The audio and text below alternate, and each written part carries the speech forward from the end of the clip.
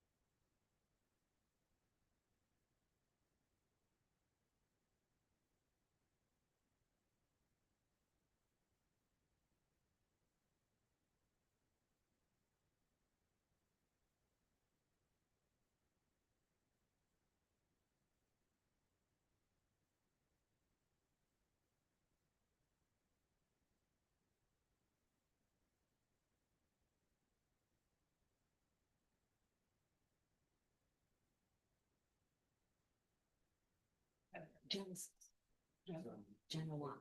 Okay, I got it. I'll remember that. this is the July 14th Newcastle Select Board meeting called to order. Any amendments to the agenda? Nope. Okay, we got Kevin. Great, Kevin's on. Okay, hearing no amendments, let's move to meeting minutes from the June 23rd meeting. I'll move the minutes. Second it. First and second, any discussion, any comments on this? Looked accurate. It looked fine to me. Okay, all those in favor? Yep. There's 5 in favor. So,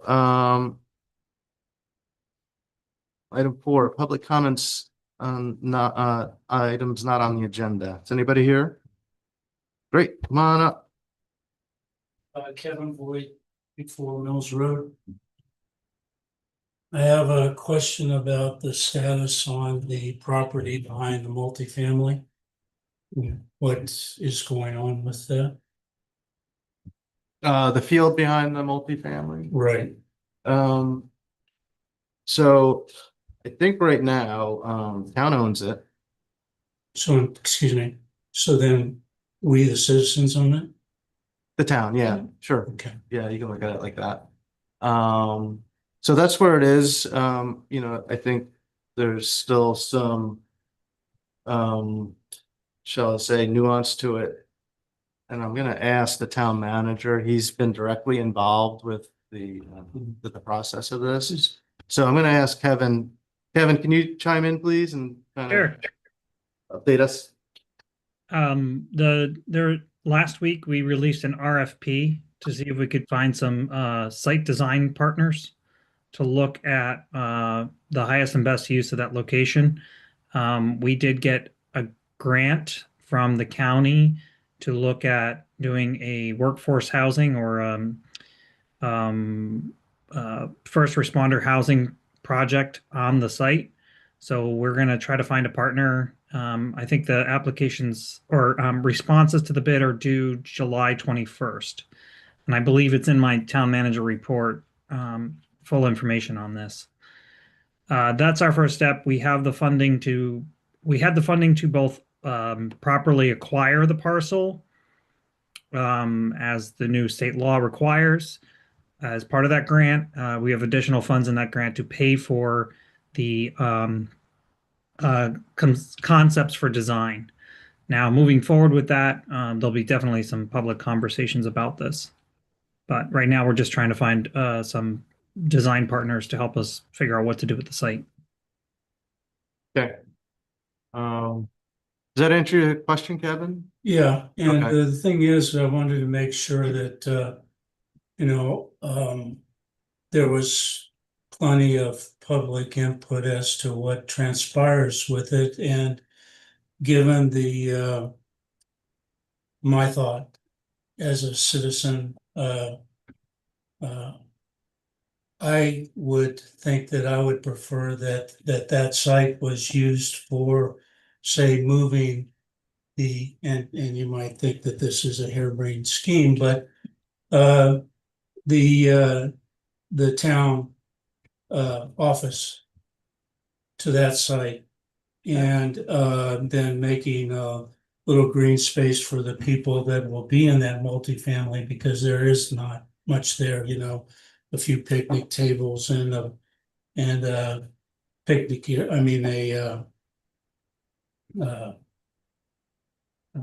playground kind of thing, so that it's kind of like that. But then it would open up the town office area for parking. Mhm. And which would be adjacent to the oysters, and probably open it up for also the Newcastle Public House for their overflow or one thing or another too. It would take moving the old firehouse to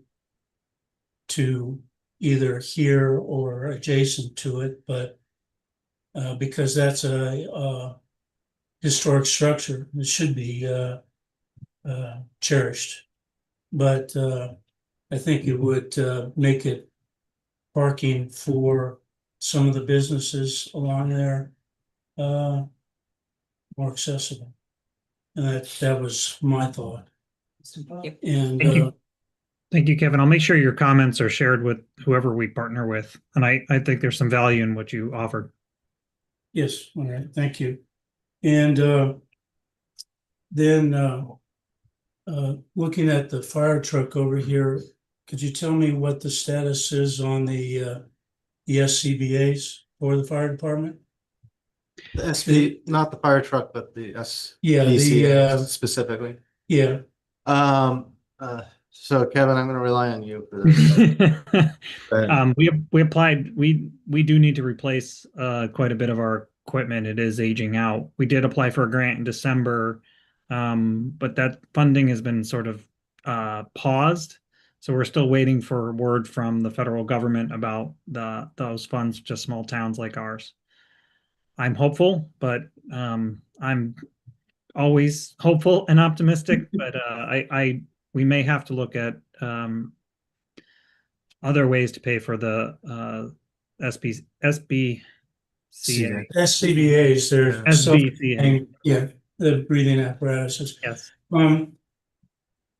So our elected officials are not able to assist in this endeavor?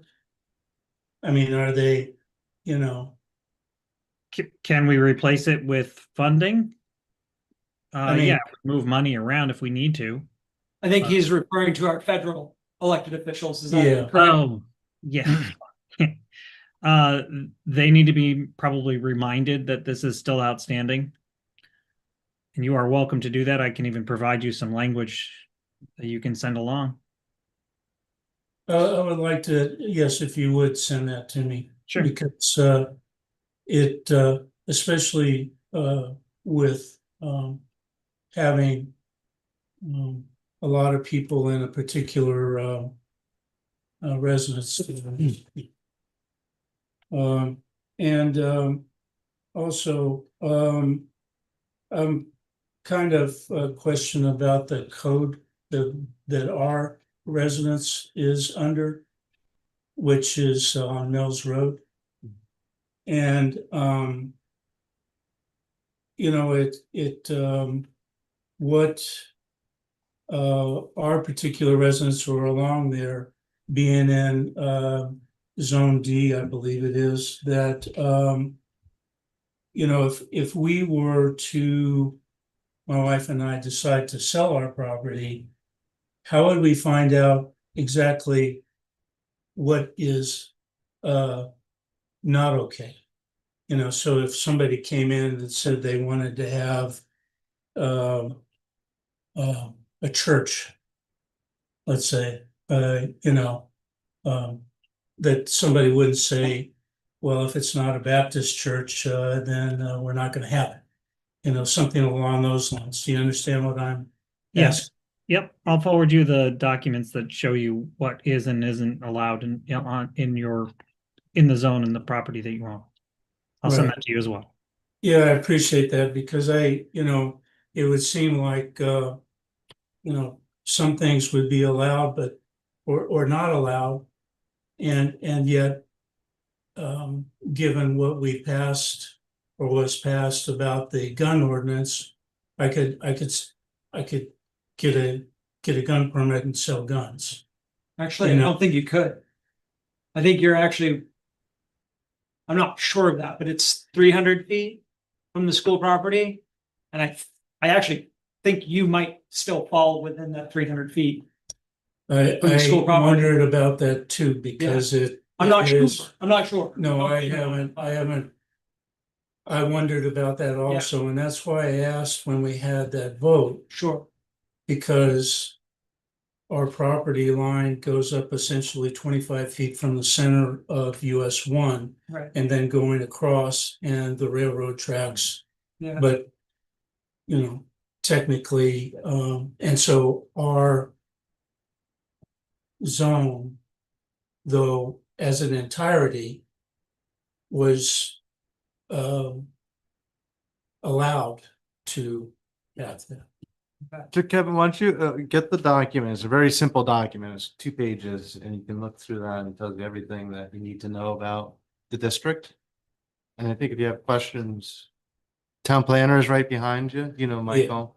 And Code enforcement. code enforcement officer and the deputy code enforcement officer / town manager is right there, so. Yep. But I would go to this guy or code enforcement first. Yeah. Okay, well, thank you. And that's all. And that's all I've got. Thank you. Okay, is that it for comments? Okay, so seeing no other comments. So we don't have any unfinished business because it's a new year. Ah. And so our new business starting with item 6A, staff board and committee appointments. 5A. What's that? It's 5A. No, mine is 6A. I think the header says 5A. It does. But the agenda says 6A. 6A because it's under new business. Got it. My bad. No. All right. Oh, my bad. It's Kevin's bad. Kevin. Darn Kevin. All right, so You're good. so Kevin, remind me, do we group these together, or how do we do this last year? Did we, kinda go through- I had you appointing individuals to certain terms specifically. Mhm. But I think the way that staff put it together, you can just vote to approve what's the list that's there Mhm. and just save us all time.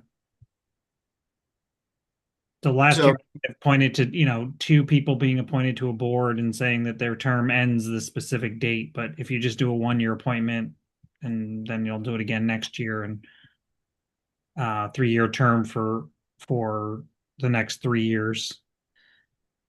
Yeah. It's a little different than what I did last year, but I was just trying to save you guys some time, or staff were. And you'll see, like, for example, in boards and committees and the finance committee, both Roger Wilcox and Eva Frey both came to me after the annual town meeting and said they're interested in the finance committee, and I'm just trying to keep it staggered. So the other member, John Mills, it's a 3-member committee. The other member has 2 more years. So the idea is to have them staggered. That's why it's a 1-year and a 3-year appointment. Okay. That's the intent here. So why don't we do this? Why don't we look for a motion to approve the appointments listed in Exhibit 1? And we'll discuss it, see if anybody's got any comments on it, and then we can just approve it as in a bulk or. I'll amended, move to- motion. Accept the appointments in Exhibit 1. Second.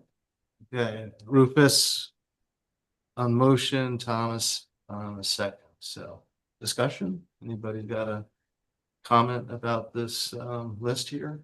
Can we vote on it if we're in it? Oh, looks like Kevin was a, I believe you can. Kevin's up there. Kevin, go ahead. Yeah, I just wanted to say we still have a seat on the harbor committee that's not filled. Okay. And so there's, obviously no motion has to be made tonight, but I do want to recognize that we're still looking for someone to participate on that committee. They haven't met since I started, nope, sorry, that's not true. They met with the select boards after I started, when we started revising the harbor ordinance. So that was the last time they met. that joint town meeting that we had with Demerscata. The joint workshop we The had with select board. Demerscata. Yeah. Yeah, the day before Andy's daughter was born. Right. She's 12 now, right? Yeah.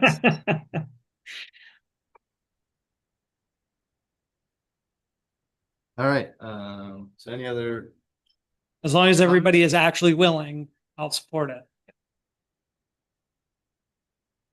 They are. Okay. okay, let's vote.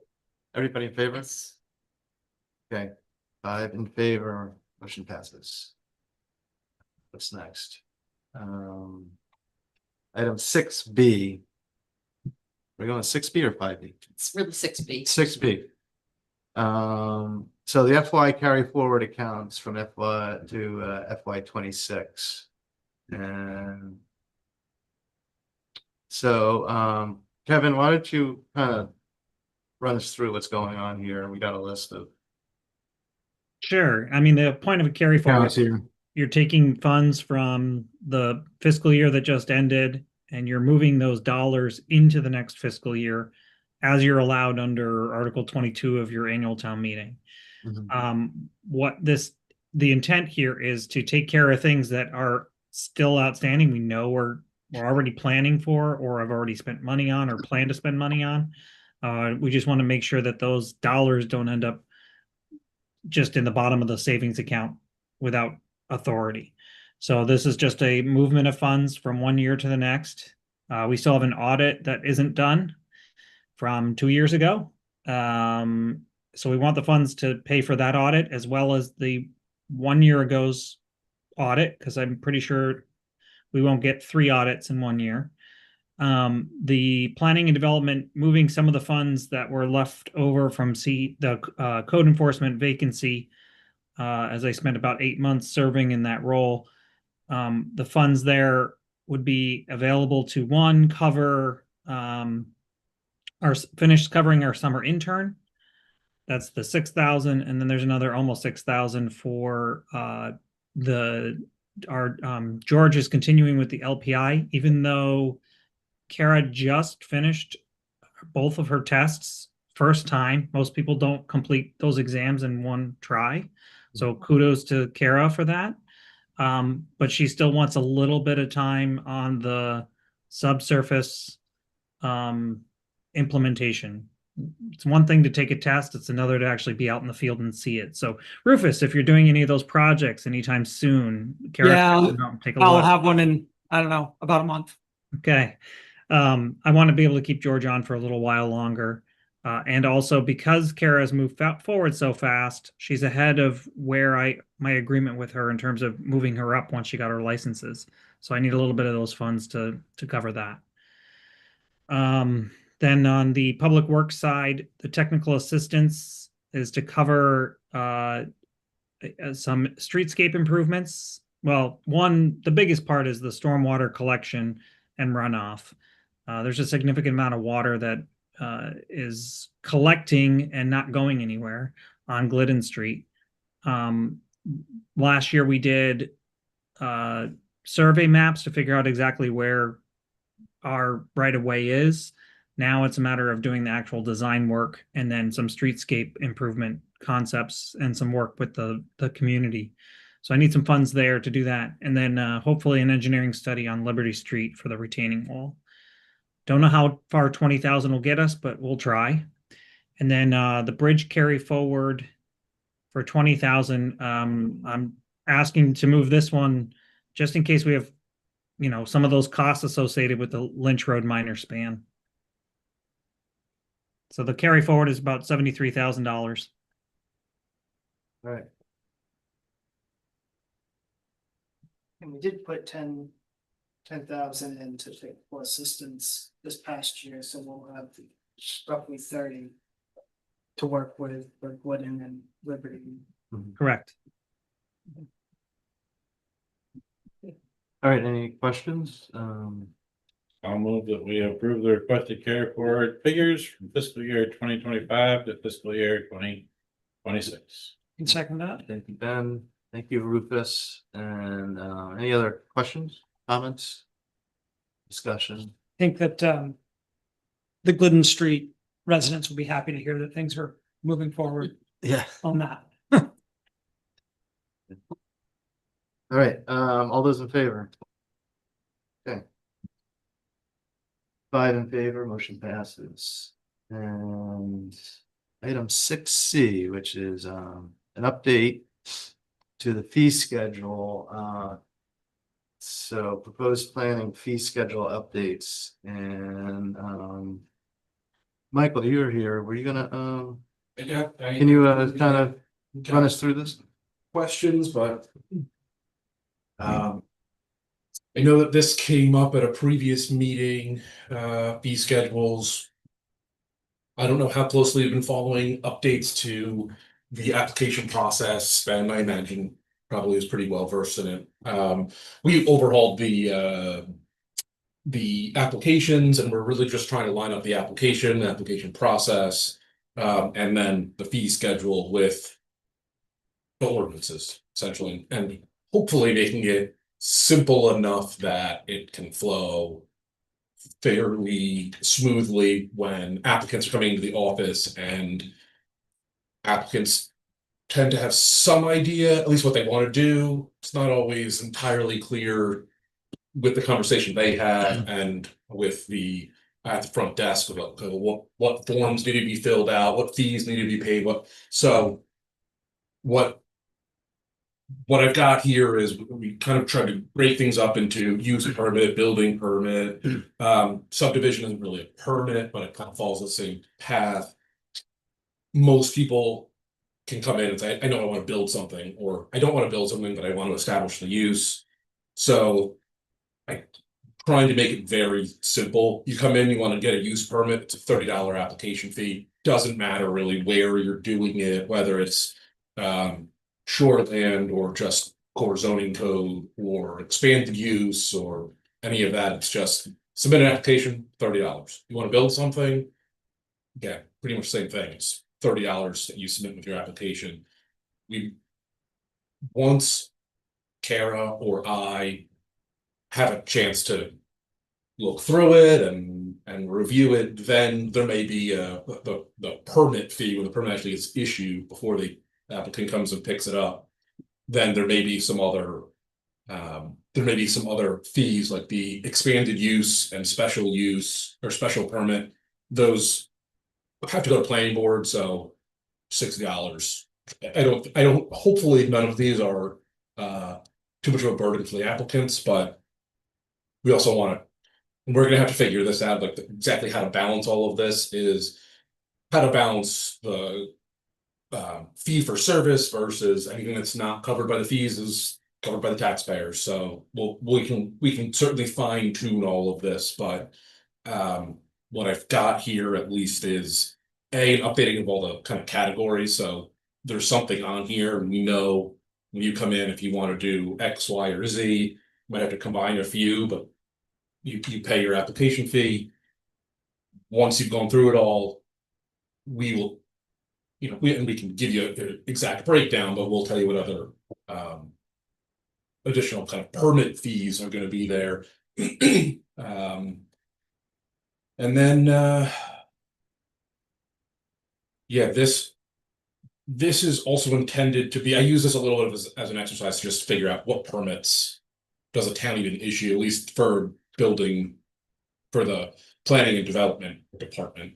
So you see, we've also got sign permit, plumbing permit, got a thing in here that I called activity permit. All the stuff that's grayed out isn't really official, but that activity permit is includes like your annual tourist rental registration. If you want a temporary structure, it's not really a use, it's only a building permit. Shoreline vegetation removal there. And then at the bottom, and this is, if you adopt this, I wouldn't take it as an endorsement or a directive to go and add these, but it's come up a couple planning board meetings or in the office to split subdivision into like a major and minor and make a master plan option that would fit. That would one size fits all. That tends to be kind of a pain for applicants. Multi-unit buildings, the state allows you to send multi-unit buildings not through subdivision. The original subdivision definition includes if you create 3 or more lots or 3 or more units, you go through subdivision. 1 building, 3 units. Maybe doesn't need to go through subdivision, so we can do that. And then maybe we need something for if someone just wants to do like some significant earthwork or install utilities or something that like kind of is subdivision, but not really. So I don't know if you have any questions. I have just one question in the building permit section. You've got power generation, and wind energy is listed. Is that the same square foot price regardless of what the power generation is? Or is that just for wind energy?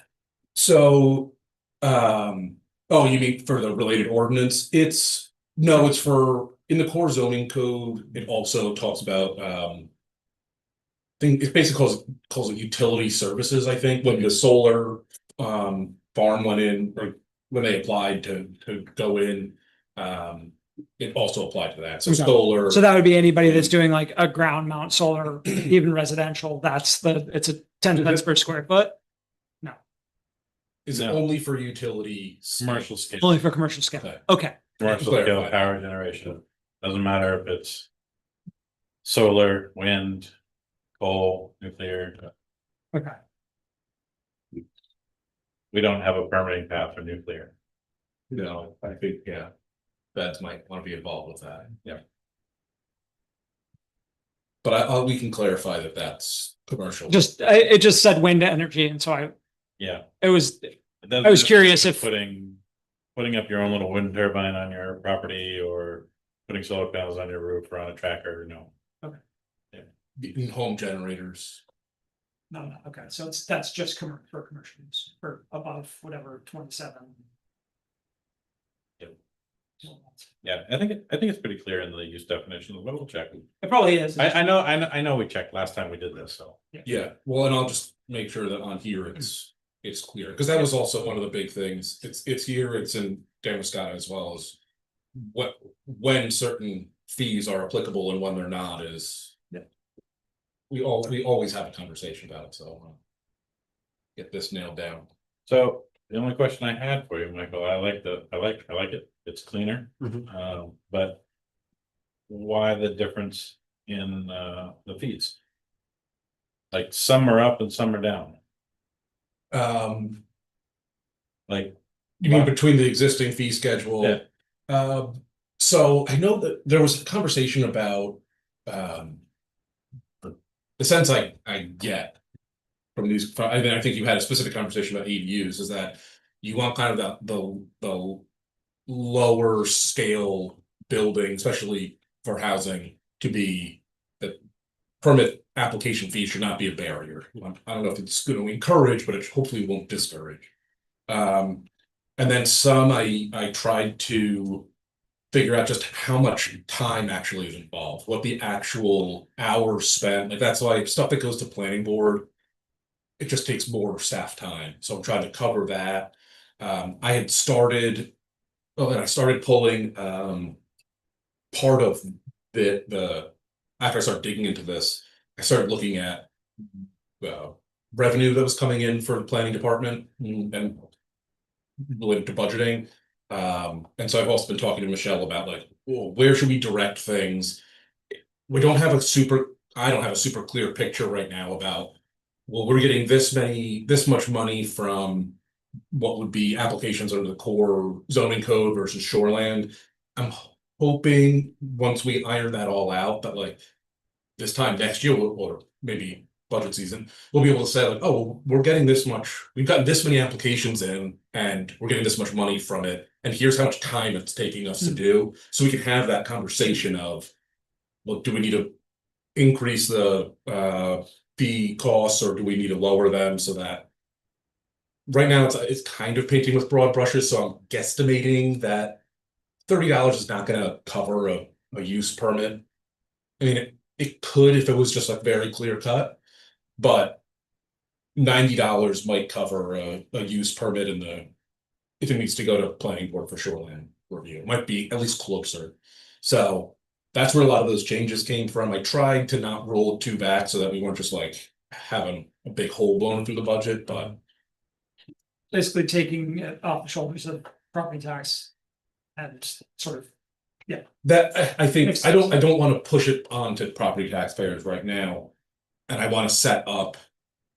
I want to lay up so we can get good information so the next year we can say, here is what we're talking about, and then you all in the community can make a decision as to you want to crank it up or down or left or right or whatever it is. So but just getting a list of what the categories are, I think will hopefully go a long way in that. So It'd be nice to have those numbers. yes. It's a little clearer understanding of what's going on. Yeah, and that's I spoke with Michelle. I'll try and talk to her tomorrow, but I spoke with her last week about it too, and she basically like I had a little primer on how the Creo works for that, and we'll need fortunately this is a good time. We'll have basically the whole year of that implemented. And I was trying to find revenue, but Kevin, do you know what our revenue line is for associated with planning? Just give me a minute to pull it up. And my other question is, do we want to wait to get more data before we vote on this, or should we just? this seems like a good way to get that, like. Well, I get it, but I'm just wondering, is there a question? I mean, my guess is that any changes to the fee schedule is gonna be minor when it tells us what the revenue is. Because we're not like radically changing fees, we're just kind of moving the money from different categories, it sounds like, so. yeah, and one of my intentions is to make it clearer so that we make sure we collect all of the fees that are supposed to be being collected. Because right now I know there's decent confusion in when people submit applications of like, well, how much do I owe for this? It's like, well, we're not sure, just submit it and then we'll pick it up on the back end. And it's not always getting picked up on the back end, so I'm hoping that even if we were to reduce the actual, if we were comparing apples to apples and reduce the fee amount, that if we collect 100% of the fees, that we might actually get more revenue. too. Yeah, So, right. um, Well, I'm sure we'll get 100% of the fee for small project, well, I hope so. no matter what, because it's zero. Well, it's $30 to submit though. Oh, okay, there you go, Yeah. yeah. So, But, We budgeted $12,000 for permits. yeah. That's what I was thinking. It's not a huge number. Right. Yeah. It's probably not worth getting into the fine grain and making the shell and we might go get into. And it's a crystal ball too. We don't know what permits are gonna be. No. No, I mean, you don't, and that's why I figure in 9 months when we're doing budgets, we'll at least have 9 months of. Yeah. Of information then to say, well, at least over the last 9 months, here's where the revenue came from. Maybe here's where we were spending our time, and then, On a flat application fee takes the guesswork out of a lot of it. yeah, certainly on the front end, and that's. Yeah. What I'm hoping, that's what I wanted, anyway. Yeah. So. Well, and would you then be able to compare the 9 months that we actually have information for, like volume wise, to any 9 months past? Just to get an idea, is this an average, is this above average, is this below average in terms of just volume, not Yes. gross? Yeah, I think. We'll have to see, I'll have to dive in and get a better understanding of how things were tracked before. We. I don't remember exactly how long we've had the current application and permit. We've got a permit spreadsheet now, so we can go back and run at least some Yeah. analysis on it to say how many use permits did we issue? Yeah. So once we get a little bit further, then I'd be able to Might answer that have more question. information. Not, Right. I'm not sure, but. I think that at least these categories should line up and hopefully will stay for long term. Like I said, there are a couples that we need to change an ordinance before we implement like a minor subdivision or something. Right. But at least if we have the categories now, we track the application types kind of after, as they get issued. We can put those together, then we'll be able to say, oh, we need to increase the fee for this because we don't want it laying on the taxpayers, or we want to encourage more of that development, so we'll adjust that down, or we'll have the levers to play with, and hopefully the information. I don't know what further information we would be able to get to make a decision in the next month, so. I'd be all for just, let's give it a try, see how it goes. Yeah. Yeah, we brought in, so there's 3 accounts, and I'll share this, there's 3 different accounts that we track with, permits with the code enforcement officer, permits with the, LPI, and, planning board fees. And we brought in, looks like about $15,000.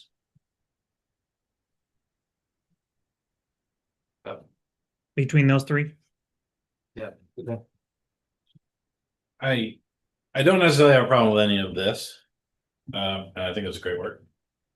I fundamentally have an issue, as you know, because we've had conversations about this. Thinking about permit fees, in terms of paying for parts of government. I see it as an essential service. It's something we should all pay for. And a well-staffed, well-educated planning department is worth its weight in gold. And any new development that comes through it is to the benefit of everyone. So it's worth paying for through taxes. That being said, none of this is onerous. I'm really glad that we've moved, except for the large scale power generation, away from the price per square foot model that a lot of towns use still, which I think is antiquated. I think the primary purpose of permit fees is to encourage people, to ensure that people file permits. So that we have records. Yeah. And so not having them be overly burdensome is really important. Obviously, we're already there, so I'm happy. But I don't think it's particularly useful conversation to think about how are we gonna get our money back for the money that we've put into the planning department by adjusting permit fees. That only discourages the question should be, are the permit fees appropriate for the amount of development that we're receiving?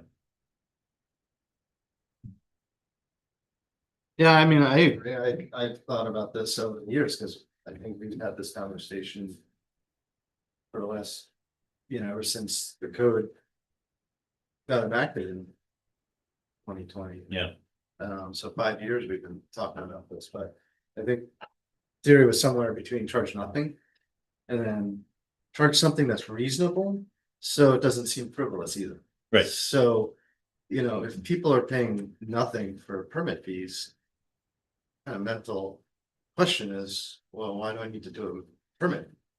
So I think there should be some fee, and I think I agree with Ben, that we shouldn't base service on what the revenue is, because yeah, we don't know what the revenue is from year to year. It's hard to plan around it, so it's kind of like it's a non. Well, let me give you an example, a direct example. We do not base the amount of road work that we do on the amount of excise tax we collect.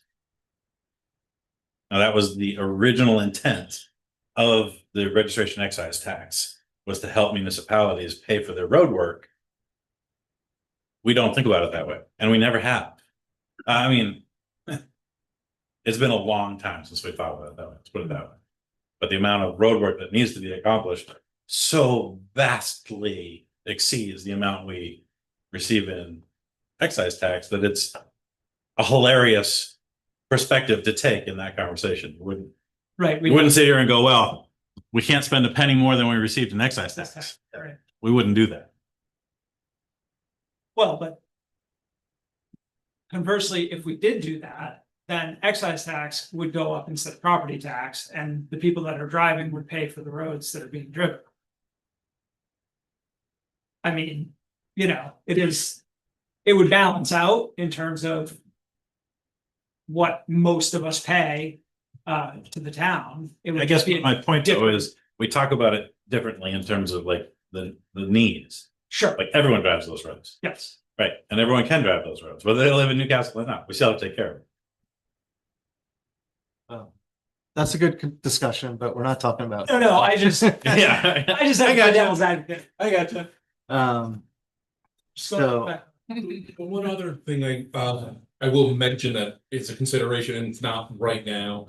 At some point, the enforcement of move back of buildings to Maine Uniform Energy Building Code is probably gonna come, and not that we need to cover all of that cost, but that it will be, I think, a big burden for municipalities, and this will at least be some way to allow. There is essentially, it will be kind of like another building, plumbing permit, the electrical permit or a ventilation, whatever energy permit. And so we can then we at least can discuss if permits should help offset that, and maybe that's all it is an offset, but fortunately we don't have that, we're not crossing that bridge today. And it is something that I'm trying to allow, leave a space for in this whole structure. But that's gonna be hopefully it's not soon, but when that comes, we'll have to figure out how to. That's gonna be a big deal. So, There'll be a big change, both to the budget and to the way that we do things. yeah, I mean, the third party inspector deal is a huge burden to anybody that's doing something that's not, I guess it's not necessarily pro-rational to the scope of the project. So if you're doing a little project, it's a big burden. If you're doing a huge project, it's just another sort of part of the permit fee. Right, And so But yeah, let's not worry about that now. Yeah, Yeah. but I want to make sure we have a structure and Yeah, we're ready when makes it sense. happens. Yeah, it's good. Yeah. Yeah. But I do think everybody that I've talked to or that I hear from the code enforcement saying that the amount we charge for permits is not a big burden compared to what other municipalities are charging. This is a pretty more than reasonable. Yeah, no, I can tell you, I can tell you what we pay sometimes for permit fees and other surrounding towns here for residents on in shoreline zone. Right. And it's significant. It really is. And can I make a motion to amend the fee schedule to reflect the items and amounts identified in the provided proposed planning fee schedule dated 7/8/2025? Motion by Karen. I'll second it, but I have one question I didn't get to. Okay, I noticed that large project plan is down $10 from 250 to 240. That typo? No, that's probably my I was like sticking with You're doing multiples of 30, 9, 69. yeah, I did. Okay. So, It's a math thing. I get it. You're a geek. Yeah, yeah. All right, I get it. That's fine. Cute, I like it. So All right. sorry. No, that's We'll fine. allow it. All right. I'll accept that answer. That's a good answer. fun out. Yes. Mhm. Good rationale. Maybe not entirely rational. No, it's Well, good. because you do have 500. Yeah, yeah. I couldn't do it for everything. Kevin, just checking, are you good? Yeah, okay. Any other questions, comments, discussion? All right, let's vote. All those in favor? Motion passes with 5, so great. Thank you. Great work. Well, Thank you. thanks for thinking this all through. We're getting through it. Yeah. Okay, that moves us to fiscal warrants. So, this is the last AP warrant of 25, 29. And, the warrant is for $22,361.55. So moved. Second. Motion by Ben and a second by Rufus, and any, discussion? Can I vote? I'm in it. Can you do what now? Can I vote if I'm in it? Yes. Yes, you can. Okay, good. I mean, because you participated in. No, because I'm being You're, reimbursed. you're being reimbursed, yeah. I think that's fine. That's it. If you're being reimbursed, it's not a conflict of interest. Yes. Okay, good. Okay, any discussion, further discussion? All those in favor? Okay. Motion passes 5-0. So, who's that? That's Ben and Lucas. Yeah. And, what else we got here? Town manager report. Kevin, do you wanna, take us through your report, please? Yeah, just a couple things. And some of these are on our website under news and announcements, but the town logo art contest is up. We have flyers going up around town with a QR code. There's a link, there's links in the report that I sent out. If you have questions, reach out to Sam, our deputy clerk at newcastlemaine.us. She's taking the lead on this one. So we appreciate your participation and look forward to seeing what kind of creations come out. We're hoping to get everything in by August 28th, and we'll do some public work after that. We have decided to put in some regulations around what types of registrations or new transactions can be achieved within a reasonable amount of time. If we want to be able to close the office at 4:30, new registrations for vehicles, ATVs need to be processed, cannot be processed after 4 o'clock. It takes about a half an hour to do them. So if you have a new vehicle, please come in at 3 or earlier. 3:30 is fine. But once 4 o'clock reaches, it's tough for us to get everything done. Vital records, similarly, please arrive by 3. Michelle gave me an example of it. She had a marriage license that took almost an hour because the couple had not filled out their intentions correctly and it wasn't legible. So it was a lot of work to get it done correctly. So the last piece is renewals. We'll take processing up until about 4:15, or they can be done online at your own convenience. RFP, and this comes to what Kevin brought up during public comment, the concept plan development and site analysis for Mills Road. So we're seeking proposals for qualified planning, engineering, and design consultants to conduct a preliminary site analysis. The goal of this RFP will generate a professional concept plan that balances development goals with the environment, regulatory, and access considerations. So we're trying to do housing development with some parking. I've even included in there proposals to include potentially some charging stations, see if that's doable. So we're hoping to find either a partner or a handful of qualified partners to help us design something. I'm even considering talking to developers, working with them, and having the board consider, soup to nuts approach on this. Mill Bridge replacement advertisements for bids, I've been told, will be ready. We've been working on that all day today. This Wednesday, it'll be out live, so I'll be posting that to our website and reiterating. We're trying to find contractors can help us put a bridge in. So once we've identified and chosen a qualified bidder, we'll have a better idea how much money we'll need to pull together to pay for this project. And we'll have to likely hold a special town meeting to gain permission or move some funds. Reminder, this is slated to be covered with federal FEMA and state MEMA funding for up to about 90%. That's still what I'm being told is the case, even though there's a lot of language out there currently that talks about what FEMA may or may not be in the future. Franchise agreement, Charter Communications. We're continuing to work with Casco Bay Advisors. There's some legal conversations happening, so we're kind of on hold. The main AG's office and Charter Communications. And then I wanted to point out the topics addressed by the select board at the May 27th select board meeting. We provided a list in the update on the priorities that included all the things that the board worked on. We've turned this into a spreadsheet that tracks all of the topics discussed, and it includes from the time I started until tonight is in that link. We'll post that on the website probably tomorrow as a news and announcement, so the public has access to every topic the board has discussed. They can go directly to those board packets. We're going to work on something that connects to the minutes as well. So keep an eye on that. I think it's a good way to just be transparent with the public and the residents about what's happening in their local government.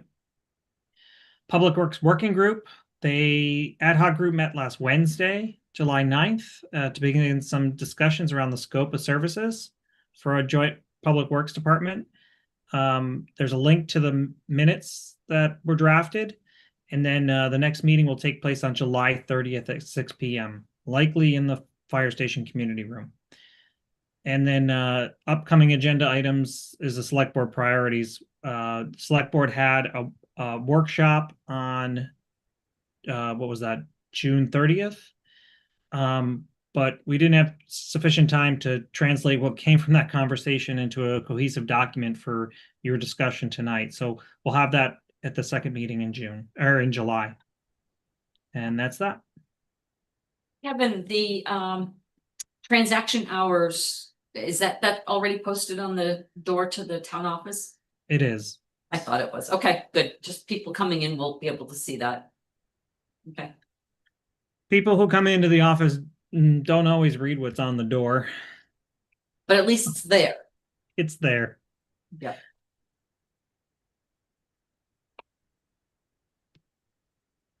Okay. That was a lot. So sorry. There's a lot going on. There is. All right. Okay, anything else? So we've got an executive session tonight. So motion to adjourn the meeting and move into executive session under Title I, Section 405.6.d for contract discussion and agreements. So moved. Okay, all those in favor? Yep. Okay, meeting adjourned.